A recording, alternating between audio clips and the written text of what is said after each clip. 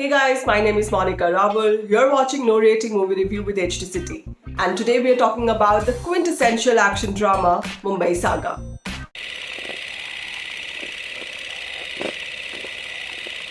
Just when I thought Bollywood's obsession with heavy-duty action dramas in which the hero single-handedly beats up 20 men was wearing off, in came Mumbai Saga. If I could just suggest a new title for this Sanjay Gupta film, it would be Dhishum and Dhishkyang, because that's what it is all about. You take your eyes off the screen for 5 seconds and somebody gets shot through the chest. In fact, the first 30 minutes of the film are nothing but John Abraham fighting bad guys with his face smeared red, sometimes with splashes of blood and sometimes covered in red chili powder. Okay, fine, he is drool-worthy as always, especially in those coal eyes and rugged look. But if you are not the kinds who likes to watch blood and gore for 2 hours non-stop, then Mumbai Saga can be a headache-inducing experience. Inspired by true events, Mumbai Saga is set in the 90s, when Mumbai was Bombay, the land of bhaus and bhais. The film narrates the story of a common man, Amartya Rao, played by John, who resorts to violence and turns into a menacing gangster who takes on the mafia, corrupt politicians, cops and local goons to safeguard his younger brother Arjun, played by Prateek Babbar, after Arjun is nearly killed by a gang. How John and his army of men continue to rise their empire and escape trigger-happy encounter specialists is what the film covers in the second half. It is hard to overlook the swag and baritone of the film's predominantly male cast. There is Sunil Shetty in a short yet impactful cameo as Sada Anna. Gulshan Grover stars as Nari Khan, Amartya Rao's closest aide.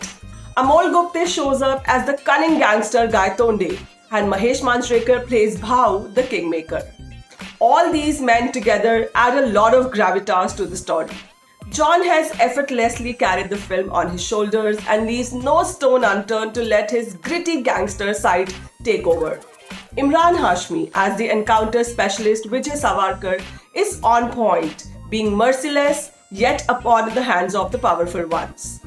Imran's face-off scenes with John are quite passive-vasool. Then Prateek Babbar, Rohit Roy, Sameer Soni also have decent parts to play and do a fairly good job at it. I only wished the only 2 women in the story, Kajal Agarwal and Anjana Sukhani, also had something more to offer in this male-dominated screenplay. They are there as mere spectators.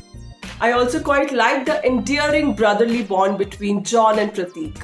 However, in the scenes with Kajal, John did seem to struggle a bit to let his emotional side come out. Even though Mumbai Saga is more of a visual spectacle with all the action happening on screen, the heavyweight dialogues are just as impressive. Sample these. कभी सुना है कि अंधेरे ने सवेरा होने ना दिया हो. और this one. खतरा अगर उठाया ना जाए तो और बढ़ जाता है. और धोखे की खासियत है कि देने वाला अक्सर कोई खास ही होता है. Aren't these all just worth bookmarking? Writer-director Sanjay Gupta very consciously gives screen time to all his characters, letting them all have their moments in the film. For that matter, even the one special song and dance sequence, Shore, featuring Yo-Yo Honey Singh, is quite nicely shot and makes you groove. Well, to sum up, if you have followed Sanjay Gupta's earlier gangster outings like Shootout at Lokhandwala and Shootout at Wadala, you are likely to watch Mumbai Saga too. And if not, go and watch it as an experiment and you may just end up liking it, for there is not much to complain about.